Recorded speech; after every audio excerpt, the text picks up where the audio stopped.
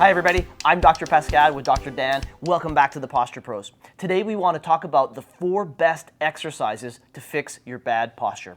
I don't think it would be a surprise to anybody to hear that over the past 20 years, we've seen a significant decline in people's overall postural health, okay? And so today what we're going to talk about is what is good posture, what does that bad posture look like, and then we're going to go through the 4 best exercises to really help to start addressing and reversing some of that bad posture that continues to get worse over time. And the key thing for us is what we're seeing is, especially nowadays, 80 to 90% of our patients are walking into the office with some form of postural deformity, meaning that either they have rounded shoulders, their head is forward, there's a kink or shift towards one side or the other. And these are people, let's say that, not just the 40, 50, 60-year-olds, we're seeing that even in kids as young as 8, 9, and 10 years old. And my concern is that if we're seeing this poor posture, this bad posture in a 40 or 50-year-old, and we know that they did not grow up with an iPad, right? They grew up with maybe an old Nintendo sitting on the couch or playing outside, going on their bikes. But now what's going to happen is if we have an 8-year-old kid that is, spending hours per day with their head down over an iPad, over a phone, watching, streaming countless hours of media, what are they going to look like when they're 40, 50, and 60? So this is truly, I think, a major concern of what our overall health and wellness is going to look like as the years go on. And research is actually starting to demonstrate that, and we can link this into the show notes. Yep. There have been a few articles now that have looked at school-age children to start measuring these postural problems at a very young age. I can't remember how early it started, but it was very early childhood. And what they looked at was the number of postural distortions starting in, we'll say, kindergarten, and as they went through grade school to grade 7 and 8, and they found that those postural distortions got worse and worse and worse throughout an 8-year time frame as school-age children. So yes, we are concerned about what that's going to look like, as you mentioned, in 2, 3, 4, 5 decades, considering that, we didn't have those types of digital devices when we were that age, okay? So first things first, I think we should explain to the viewers what good posture looks like. So you want to be our perfect posture example. So in a perfect world, ideal posture, right? We would start. The foundation would be the ankle. So you probably can't see Dr. Dan's ankle, but let's assume if we could put a dot and a vertical line straight up from his ankle, we would want his hip, the center of the hip, right, or the seam of the pants to be on top of that line. We would want the seam of the shirt, right, to be in line with that line through the ankle. And again, the center or the canal of the ear, right? So we want ear, shoulder, hip, and ankle all in a nice vertical alignment. That would be ideal or a healthy, strong posture.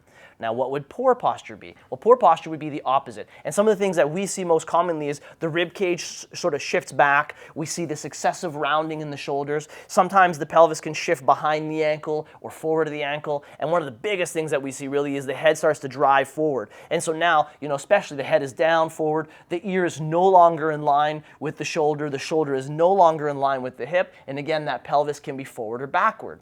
Why is this a problem? Dr. Dan, what would be some of the main things that we would see in people? What was some of the things they would start to develop with this type of bad posture? Well, just sitting in that position for a few seconds, I could automatically start to feel my muscles getting quite a bit tighter. So over time, if I'm there for 8, 10, 12 hours a day, muscles are going to be very tight. It's going to create massive stiffness and soreness in your neck, your shoulders. It could cause tingling and numbness down the arms, neck pain, back pain, headaches. It could drive all kinds of symptoms just from that posture position. So this is key. So what we want to do is review the 4 best exercises that you could do. So let's just head over to the wall and show you exactly what we mean.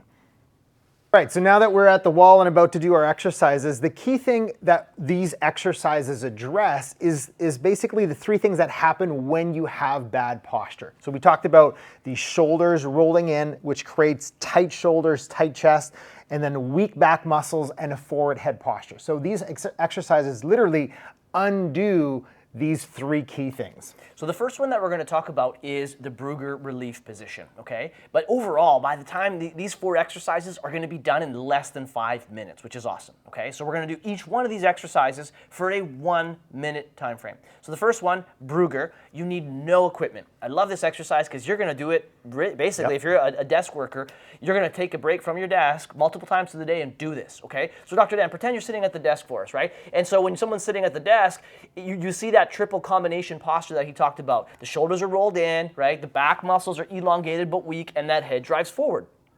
The Bruger relief position is the exact mirror image. So Dr. Dan would sit up nice and tall at his desk. He's going to squeeze his shoulder blades together, almost like he's trying to pinch a pencil between those shoulder blades. He lifts his chest to the sky. The head is up, retracting the head. So everything is being squeezed on the back. He's going to count to 10 and relax, okay? And he's going to repeat that for 1 minute with 10-second contractions, okay? So you're going to get about 5 repetitions done throughout the minute, okay? So that is exercise number 1. Exercise number 2 is just a little bit trickier, but doesn't need any equipment at all either. This one is called the hinge with the arms extended. So then what Dr. Dan would do is he'd get nice and tall, he's going to bend forward, so he's hinging at the hips so that the ear, the shoulder, and the hip all stay in this nice vertical alignment, or this nice alignment, and then what he's going to do is raise his arms up, trying to get his arms in line with his ears, and the same thing, what's happening there is all of those back muscles, those spinal erectors, are now engaged and they're working really, really, really hard. Good, and he can relax, right? And you're going to repeat the exact same process. You're going to try and hold these for 10 seconds, and I bet you Dr. Dan can tell you even 10 seconds is humbling. It's a hard exercise to do, and you're going to do this for 1 minute, okay?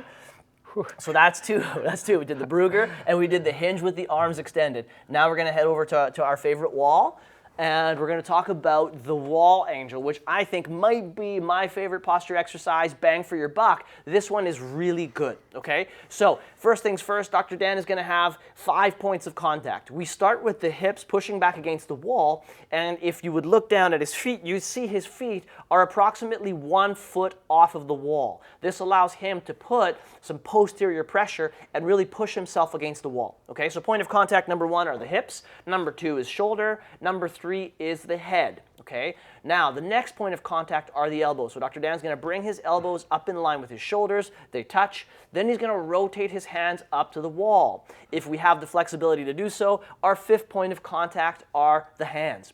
It might be challenging just to get here. So your exercise might be trying to get to the wall for 1 minute and just trying to hold this position or hold that stretch. If that doesn't work even, you can extend your arms. So Dr. Dan, straighten your arms until they touch. And then from there, you could slide your hands up and down, just like you're doing. That's why it's called a wall angel. It's mimicking the snow angel.